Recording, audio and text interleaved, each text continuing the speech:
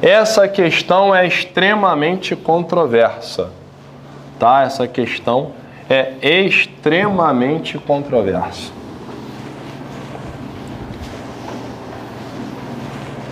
Então vamos lá.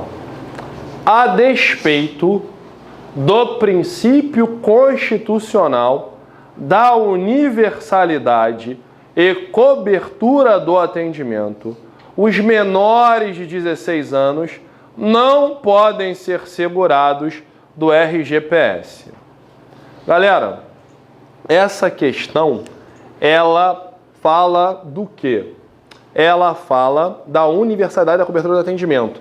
Mas nós vamos trabalhar também essa idade do segurado. Essa questão é muito boa para a idade do segurado, que há aquela discussão, é 16, é 14, né? Já leram isso, devem ter visto isso já. Mas vamos primeiro trabalhar o princípio que é o objetivo de hoje. Universalidade de cobertura e do atendimento. E do atendimento. Eu quero que você me fale, dentro da universalidade, qual é o elemento subjetivo e qual é o elemento objetivo. Traduzindo isso para você. Subjetivo é quem são os sujeitos. E objetivo é risco social. Então, quem são os destinatários da Seguridade Social? Porque nós estamos vendo os princípios ou objetivos do artigo 194 da Constituição, são princípios também chamados de objetivos da Seguridade Social. Então, eu quero que você me diga o seguinte: quem são os destinatários, quem são os beneficiários e quais são os objetos, ou seja, quais são os riscos sociais cobertos. Claro que você não vai me falar tudo isso, porque é muita gente.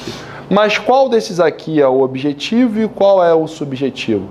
Universalidade da cobertura é a subjetiva, a gente está falando de destinatário, de beneficiário, ou estamos falando de risco social? E universalidade do atendimento, nós estamos falando de destinatário, de beneficiário, ou estamos falando de riscos sociais? Só para você entender melhor, riscos sociais, vamos lá, traz comigo aqui. Morte, doença, idade avançada, prisão, desemprego involuntário,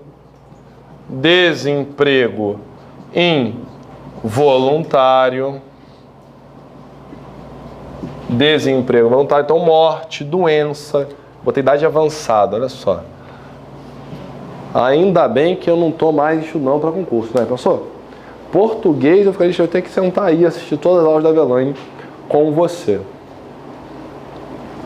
Morte, doença, idade avançada, prisão, desemprego involuntário são os riscos sociais mais comuns dentro da Seguridade Social.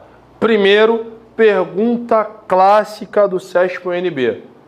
Pergunta clássica. Qual desses riscos sociais não são operacionalizados pelo INSS? Qual? Desemprego involuntário. Muito bom! Desemprego involuntário. Aqui é o seguro-desemprego, ligado ao Ministério do Trabalho e Emprego. E quem operacionaliza o pagamento é a Caixa Econômica Federal. Então, desemprego involuntário, a despeito de ser um risco social, bonito, né? Despeito. Ninguém fala isso, né?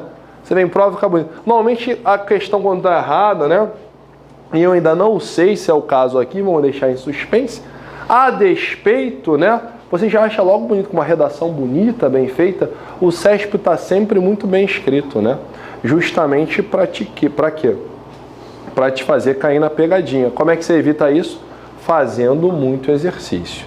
Então, o desemprego involuntário, não obstante, a despeito de ser um risco social, não é coberto pela Previdência Social. É um benefício, Ministério do Trabalho e Emprego, operacionalizado por quem? Pela Caixa Econômica Federal. Beleza? Então você retira daqui. Morte é coberto, por exemplo, pensão por morte. Doença, a gente tem auxílio-doença, aposentadoria por invalidez. Idade avançada, aposentadoria por idade. Prisão, o auxílio-reclusão, que é um benefício importante para os dependentes do segurado, detido ou recluso, né? A galera fica revoltada com o auxílio-reclusão, né? Ele tá fundamental, cara. O auxílio-reclusão é fundamental. A família que sofre o cara que matou lá não ganha nada, mas o cara que tá na prisão... Exatamente, né? Exatamente. Você considera fundamental o auxílio-reclusão? Você não tem opinião sobre isso? Você nunca tem opinião, né? Você tem que sair de cima do muro, rapaz. Você é da equipe da Plataforma Continental do Atlântico Sul. Isso não é pouca coisa, não. Fala aí. Você é a favor ou não? Ele não é a favor. Mas por que ele não é a favor? Ele não é a favor, ele não quis falar isso aqui. Eu, nos primeiros concursos, eu passei, era policial. Eu fui agente da condicional desse rapaz. Né? Aí, na época, ele recebia auxílio-doença e isso impediu o recebimento de auxílio-reclusão pelos seus familiares, tá? Eu não vou falar a doença aqui para não constrangê-lo. Beleza? Vamos voltar. Eu falo serinho, não acredita, né? É a mesma coisa do SESP. O SESP bota uma redação lá e você fala assim, correto, né? Correto. Não pode cair nessa. Risco social é o quê? É cobertura. Então, o risco é coberto. Portanto, cobertura é elemento objetivo. Isso cai em prova. O elemento objetivo da universalidade está falando de quê? De cobertura. Está falando de universalidade de cobertura. Atendimento é sujeito. Sujeito. Galera, a Constituição determina que a universalidade da cobertura do atendimento significa o quê? Cobrir todos os riscos sociais e alcançar a toda a população. Então, universalidade de cobertura do atendimento. Os riscos sociais devem ser integralmente cobertos e toda a população deve ser atingida. O que é universalidade? O que é princípio? O princípio é uma diretriz, é um vetor de orientação. Então, o objetivo é que a Seguridade Social aumente cada vez mais o alcance de pessoas e de riscos. Isso é um objetivo. Agora, é possível, dentro das limitações que nós temos, isso ser concretizado? Eu te pergunto aqui, as questões sociais são limitadas ou ilimitadas? Ilimitadas, né? A gente está aqui há 1h30. Quantas crianças nasceram em hospitais públicos? Quantas pessoas deram entrada com alguma enfermidade? Será que tem sido aulas estão sendo ministradas à noite em escolas públicas? Houve algum caso de segurança pública? Acho que não, né? Aqui o Rio de Janeiro está tranquilo. Não, crime não teve isso, acho que não, né? Enfim, as questões sociais são o quê? Ilimitadas. Agora, e dinheiro, galera? O orçamento público é limitado ou é limitado? É limitado. É igual na tua casa, meu irmão. Hoje é dia 17, já começa a ficar bizarro, né? O negócio já tá fazendo colcha de retalho, não? Não é? Você tá bem? Não, se você tá bem, me empresta algum, porque eu tá complicado. Falei, R$13 aqui, um pouquinho mais que eu ganhava na educação física. O bicho tá bem. Se o Motinho não tivesse me emprestado um dinheiro no domingo, eu não tinha vindo dar aula aqui. Ele me pagou a passagem, cara. O negócio tá brabo mesmo. Eu tô vendendo no almoço a pagar a janta, né? Eu tô colocando na conta do Abreu. Se ele não pagar, eu também não pago, nem eu, tá? Mas voltando aqui, o que acontece dentro dessa situação? É possível alcançar isso? Não. E aí a pergunta clássica do SESP. Algum ramo da Seguridade Social é totalmente universal? Todos são universais. A universalidade se aplica a todos. Mas qual é o universal na sua integralidade? Vamos lembrar do SAP. Qual dos SAPs são de fato universal integralmente?